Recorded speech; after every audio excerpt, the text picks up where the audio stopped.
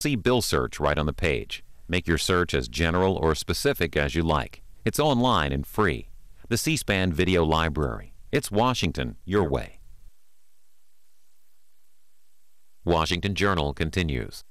Senator Tom Coburn, Republican of Oklahoma, here to talk about the economy overall, but specifically these jobless benefits. That's been a debate in the Senate here for the last months, weeks. It looks like Senator Reid would like to bring legislation to the floor to extend the unemployment benefits, but he needs to wait for the 60th vote from West Virginia because Republicans have refused to support this and extending them. Well, I wouldn't characterize it that way. We're all for extending them. We're just not all for charging our grandchildren with a bill. And when we have the waste and duplication and fraud in the federal government that we have today, we just believe we ought to make hard choices and eliminate things that are much lower priority or aren't working or are wasteful to pay for those rather than to go further in debt. You know, we're into our debt right now is at $42,000 per man, woman, and child. And so it's not that we don't think we ought to help people who are unemployed. It's that we ought to pay for it. And I think the vast majority of Americans agree with that. They know there's waste, and we ought not to be borrowing money for something like that when we have things that are not efficient, not effective, and highly fraudulent going on in the government. Well, when unemployment benefits have been put forward in the past, they've never been offset. Well, but that's how we've gotten in the problem that we're in. Just because we've decided to charge them to our kids in the past and not be responsible and not make hard choices and not go through priorities of what's important, now that we're running $1.4 trillion deficits every year, it's high time that we did start paying for them. So, you know, I understand that's the problem with Washington is we're going to do it the way we've always done it, and that is what has gotten us in severe financial difficulty and really mortgaged our future. If the Democrats continue to put forward legislation that doesn't cut programs to pay for unemployment benefits, and the unemployed do not get this money in their pockets. Some have said, and Ezra Klein at the Washington Post has said that that the unemployment numbers will continue to swell, and that the problem really right now is not that these people refuse to look for work or settle for a lesser paying job, but just that there's, for every job, one job, there's 5 people unemployed, and that will continue to be the problem. He says, and we're just going to leave them without incomes and without job opportunities and without money to spend in their wrecked local economies, thus making it harder for those economies to generate new jobs. That's the economic theory this country is going to embrace amid terrible joblessness. Well, you know, that's all that is a straw man argument. The fact is we're not saying not do that. We're just saying it's important now, if you look at the scheme of things, that if we're going to do that, then we pay for it. You know, I live with Congressman Heath Shuler. He told me yesterday he had a job fair in North Carolina, high unemployment. He worked hard to get every major company there, filled the whole room, had over 500 jobs available. 3 people showed up. 3 people showed up for 500 jobs in an area of unemployment above 10%. And his explanation was they're not going to do it until the benefits lessen.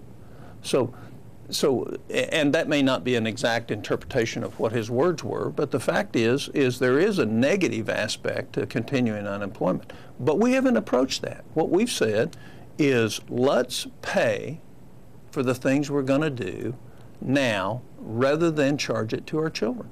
You know, Greta, if you go forward with what we're doing right now, in 25 years from now, everybody that's 25 and younger is going to be on the hook for over $1 million in debt for the federal government before they buy a home, before they feed their family, before they, you know, pay their taxes for running the government.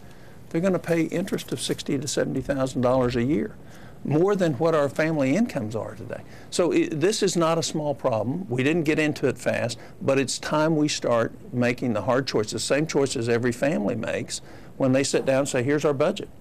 And the things that don't have to happen or the things that are lower priority get eliminated so you can take care of the higher priority. Unemployment insurance is a high priority, and we ought to do it, but we ought to pay for it. There's an editorial in the Washington Post this morning that says, what's another $678 billion? The GOP sees no problem with extending the tax cuts that President Bush had for the rich, but do not want to put forward these unemployment benefits for those that don't have jobs. That's a cost of $35 billion. But extending the tax cuts for the rich would be $678 billion. Well, you know, I'd ask you to reconsider who you consider rich. The average family is going to have a lower income tax rate if those income taxes are extended. If you go look at economists and what they say, the worst time in the world to raise taxes on anybody is during a recession. Because if, in fact, you raise those taxes, that's money that's not going to go into capital formation. That's not money that's not going into job formation. Continuing the tax cuts isn't a cost. If you added new tax cuts, I would agree that's a cost. It's not a cost. That's where we are today. That's the baseline. It doesn't score anything to continue them. It costs money if we increase, which I would be willing to do. I think we ought to cut corporate taxes. We're the second highest corporate tax in the world. What's happening? We have a basis under which we're causing and we're now forcing our corporations to invest overseas because of our tax rate. What we ought to be doing is saying we're going to lower it. We want you to reinvest the money here. We'll have a tax on excess cash that you hold. They're holding trillions right now. Businesses, they're not investing it. So if we wanted to use tax policy to create jobs, we ought to lower the taxes on corporations so they'll bring the profits back here and then tax them if they don't spend the money and don't invest it in the country. But I refute the idea of continuing the Bush tax cuts, which apply from somebody making $35,000 a year up. Now, what they're saying is above $250,000? Yeah. Well, if you live in $250,000 and families living in places in the Northeast, that's very much different than somebody making $100,000 in Oklahoma. The net income, the net disposable income is about the same because of the difference in cost of living. So I think we have to be careful with those labels. There are a lot of people who make $250,000 gross that after you take the taxes and where they live on the East Coast or California, their disposable income is far less than what a lot of people making half that in the Midwest. I want to show our viewers what Senate Majority Leader Harry Reid said about extending the unemployment benefits, and also he talked a little bit about financial regulation bill as well. And we'll come back and talk about the politics of it. By cleaning up Wall Street, we're going to make sure big bankers can never again gamble away our future. We're going to make sure that there's not a next time. We also have to help those who still are hurting from the last time. That's what unemployment assistance does. We have to help families, help our economy recover. And it works very simply. For every dollar that we spend in unemployment benefits, we get back in the economy $1.61. I guess we could think of it this way. Wall Street reform is preventive care. Unemployment insurance is emergency care. Our economy needs both. So these are the two sides of the same coin. But for too long, Wall Street reform and unemployment assistance have also been something else in common. A minority of senators standing in the way. Senator Tom Coburn, what about the politics of this? The number one issue for voters, according to polls, is not the health care bill, but the TARP bill. That those who voted for the TARP bill have angered the voters out there. And they are saying, you bailed out the banks, where's my bailout? And Senate Majority Leader Reid is making that same political argument. Well, first of all, this is my feeling. I'm not sure that it's accurate. I think a lot of economists would agree with it. Had we not done something when we did the TARP, we'd probably see unemployment at 25% now, and we would be in a true depression. There's no question. Our banks were collapsing, and not just the big banks, the small banks. Credit was frozen. So I ended up voting for the TARP vote, not because it was something I wanted to vote for, is that was the only option that was put on the table for which we could have some action that would keep us from having 25% unemployment. You know, remember, unemployment, usually we pre-fund it. There's a tax. and we pre-fund it. It's only when we've gone past normal time. You can have 2 years of unemployment right now in our country. And we've charged the vast majority of that. We didn't pre-fund it. We've charged it to our children and our grandchildren. That's going to come back. I would dispute. I think the financial reg bill doesn't accomplish what the majority leader just said it did. I think we still have the problem too big to fail. What we should have done is broken up the big banks.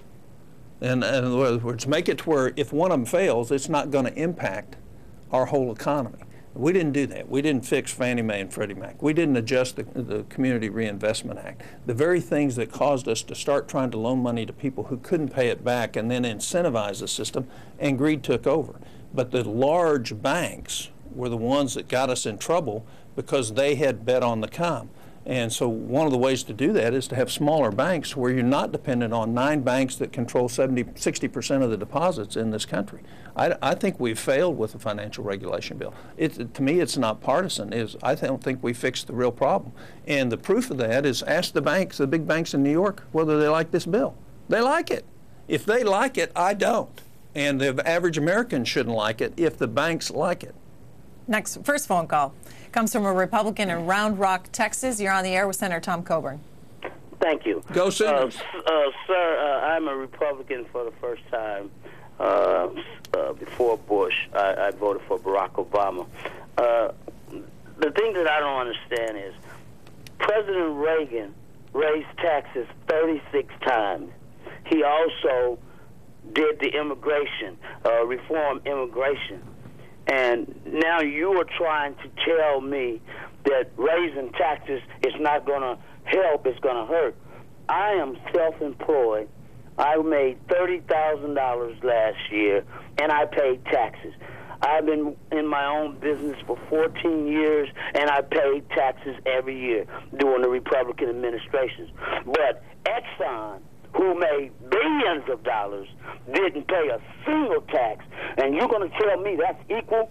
What you need to do is start taxing these big companies that run out of our country to go to another country to make money so that they don't have to pay the same taxes I have to pay. Okay, that was Amin in Round Rock, Texas. I think he's got a point in terms of our corporate tax structure. I mean, we incentivize large corporations to go invest and make their money overseas where they have lower taxes, which means if they pay the tax over there and don't bring the money back here, they don't pay taxes on it. So what we've done is we've incentivized them to keep their money overseas. Where are they going to invest that money? They're not investing it here. They're going to invest it over there. And that's, what we need to do is we really need a thorough change of our entire tax code. We either need a flat tax, but everybody ought to pay some tax. I don't care who you are. Everybody ought to participate in it. And I don't have any problem with a graduated tax as well. For those that make more could pay more. But we have such a convoluted thing, and we have so many tax earmarks where we've had special deals for special industries or special groups where they get an advantage over the rest of the American taxpayer. I think what you hear in his frustration is it seems innately unfair.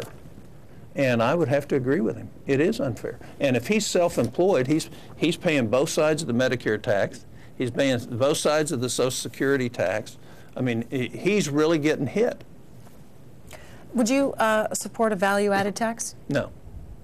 Some have said that's similar to a flat tax. Well, it's not. It's not a flat tax because if you have a value-added tax, what you're doing is you have some of the advantages of a national sales tax in that does not go out of the country. So it does help exports. But the only way you can have a value-added tax or a flat tax is if you eliminate the tax code that we have today. They're not talking about it. They're talking about an additional tax on top of the taxes that Americans pay already. If you stop and think about it, we have a $1.4 trillion deficit. $1 trillion of that is associated with significant economic slowdown and marked increase in spending, 39% increase in spending in 2 years in discretionary spending in this country, not counting the stimulus, 70% increase in discretionary spending if you count the stimulus. That's a big, and we have $350 billion a year documented of waste, fraud, abuse, or duplication in the federal government.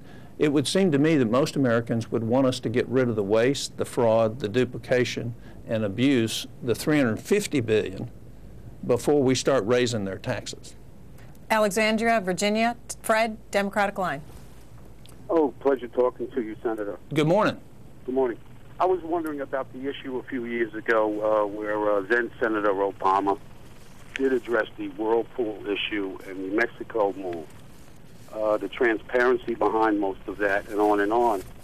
I've never heard much about it again, and I've always seen a constant bobbing and weaving by the powers that be, ducking into legal loopholes and running down dark legal alleyways. Can we Are you address talking that? about, would you describe again to me what the subject matter that you mentioned, Whirlpool?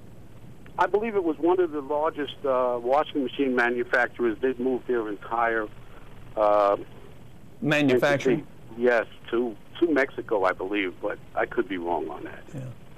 I appreciate it. Well, you know, when we incentivize people to take their jobs, there's no way we're ever going to compete on an hour-for-hour wage rate with the poorer countries of the world.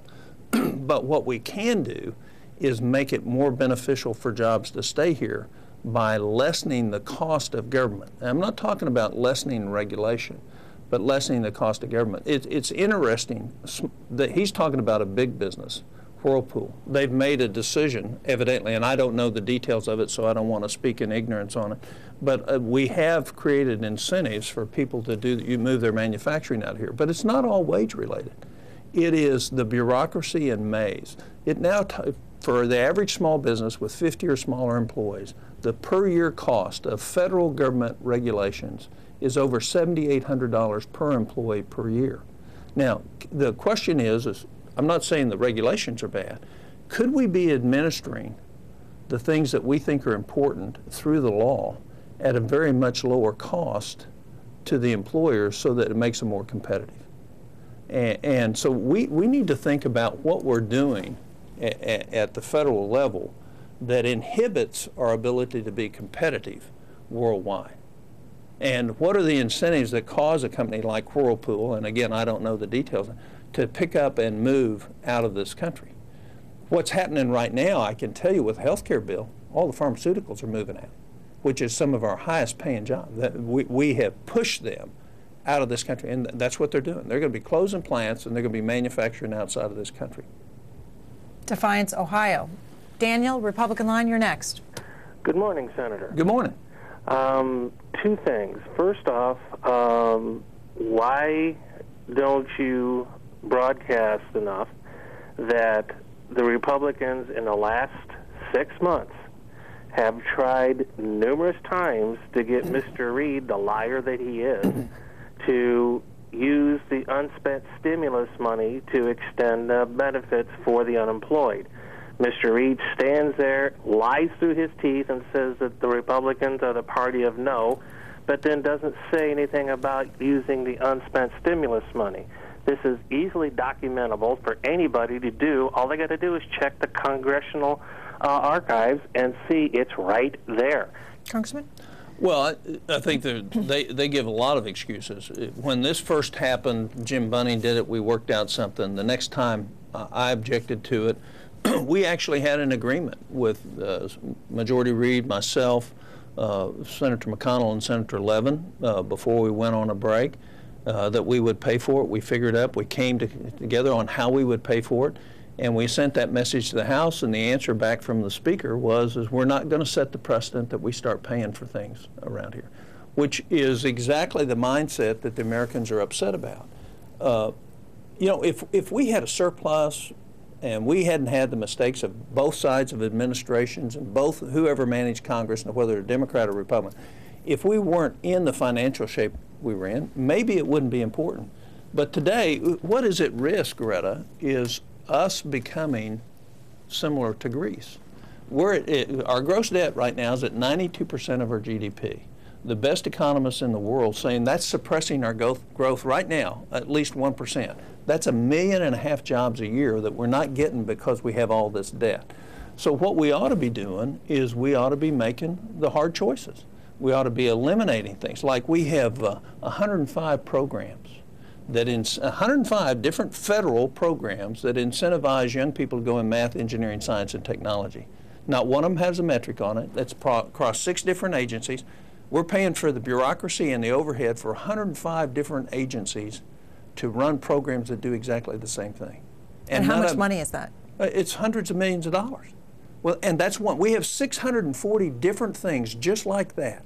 We have 70 programs to help feed the hungry. And people say they agree with you, yeah, you need to cut waste, fraud, and abuse, but long term, you need to address the entitlement spending and Social Security and Medicare. But the fact is there's $350 billion that's easy to pick right now. And every time we put an amendment up, it gets voted down because people won't. They'll follow Nancy Pelosi's leadership. We shouldn't have to pay for it. It's okay to kick down the road the problem. I want to tell you, the greatest immoral act of Congress is to steal opportunity from our children. That's what this Congress has done. That's what the Congress did under Republican leadership. If you think about the Medicare Part D, the drug benefit, most people who are benefiting from that today, just understand that you're taking that from your grandchildren because it was never paid for. It's $13 trillion, the same unfunded liability right now as Social Security. And we're doing that, and we did that without being honest with the American people. You know, we have to have a change in attitude if we're going to get back to a time where we have prosperity, and we can reestablish an economic growth pattern that's based on a bright future for America. We have to have a change in the way we lead in this country on how we spend money and what is good and right for today that doesn't mortgage the future of our children. Okay, Jackie's hanging on the line in Eastlake, Ohio, Independent Line. Thanks for waiting. Hi, Jackie. Thank you. Senator, you know, you talked about a job fair somewhere down south. I'm not sure where. But we had a job fair here in Cleveland. We had a couple hundred jobs, and we had 10,000 people. It took 2 days to get them all registered. You know, not all the people in this country that are unemployed are wanting to just sit and collect some unemployment. Well, I agree with that. They want a job. No, you don't agree, because you just said it before. You don't agree. The other thing I want to say, you talk about immoral. The greatest immoral act that was done was starting 2 wars, not paying for them, tax breaks for the rich, not paying for them, and giving a corporate incentive to take our jobs overseas, and you sat still in your seat and said nothing. Actually, I wasn't in Congress during those wars. I wasn't in Congress during Medicare Part D. I wasn't in Congress during the Bush tax cuts, so I actually didn't sit still. I actually was in opposition to most of those things, but I understand your frustration. I hear you. Congressman or Senator, on the issue of deficits, the President has nominated Jack Lew, who was the former OMB director during the Clinton administration when there was surpluses. He needs to be confirmed by the Senate. Will you support him? Well, I don't know him. He was OMB director at a time when I was in the Congress as a member of the House of Representatives. I will sit down and look. I want to defer to the President. He obviously has the experience. I'll have a conversation with him and most likely will support him. But you know, I listened this morning, and you just quoted a surplus. There was 1 year that we had a surplus. They say it's $270 billion. But if you take the excess money from Social Security, which was counted in that, the surplus was less than $35 billion for 1 year. And why was it? Because in 1996, the first year since World War II, we actually spent less on discretionary programs than we did before. We had the first rescission in 1995 in 50 years. We've not had a rescission, in other words, cut back the amount we're spending since then. And we've continued to see the size of the federal government is double what it was in 1999 right now. So would you support raising the age for Social Security? Well, I think there's multiple ways we can fix Social Security. I think if you take young people and say, we're going to raise yours, but we're also going to change your benefit mix. Raise your age? Yeah, raise the age at which it was raised on me. You know, I'm not eligible for Social Security till 67, I think, or 66, and that happened in the 80s. And so I'm not unsettled about that. I knew that was coming, and I think that's one of the things we have to do. I think one of the problems we have with Social Security is the tremendous amount of fraud in the SSI and SSDI. It's $10 to $20 billion a year. If you added $20 billion a year back to Social Security, you'd buy some time on it. So again, we've not done our job as members of Congress to do the oversight that's necessary to fix the problems in the programs. Nobody has looked at SSI and SSDI, and we have 3,000 federal workers right now collecting a federal paycheck that are on Social Security disability and not paying the taxes on it. Doug, on the Republican line in Fort Collins, Colorado, you're next. Hello, how you doing today? Good morning. I have some questions about what I think is irresponsible spending. We give $1 trillion tax cut to the rich. We have the $1 trillion Part D Medicare cuts, or spending. And of course, George didn't pay for those. George starts 2 wars and doesn't pay for those. I mean, there's trillions of dollars that we're spending. You want to be fiscally responsible, you have to stop spending all the money on these wars. What about that? About the wars? I think we have a obligation to finish what we started, and we also have an obligation to protect our country. But his point is we should be paying for the wars rather than charging those, and I have not voted for supplementals for the war. I voted against them because they're not paid for, because we didn't make priorities. We're in those wars. I wasn't here when we got in those wars. I think history will have some real questions about what we've done, especially in Iraq, not so much in Afghanistan, because that's the real northeastern Afghanistan and northwestern Pakistan is where the source of the people who really want to harm this nation are coming from. But they're not an emergency. We know they're going on. There's no reason why we shouldn't make a priority to pay for those. And in the long run, we have enough waste to pay for the war 3.5 times over every year just in discretionary waste in the federal government. And we could lessen our deficit significantly. We could help pay for some of the things that the American people think are a priority. Next phone call, Tribeca, New York. Tina, Democratic line. Good morning. Good morning. How are you? Greta, I think, first of all, you're doing a fabulous job. Thank you. I love your questions. But 2 things for Senator Coburn. I mean, I really feel like it's a shame because I really like you. I like the things you say, but I mean, in terms of your actions, you just don't back up what you're saying. Like you'll vote with with the Republicans. Just 2 quickie things. First of all, I mean, every bill that has passed has Republican amendments, so you can't say that there's no Republican amendments in it. Then the second question is, have you ever voted for one bill since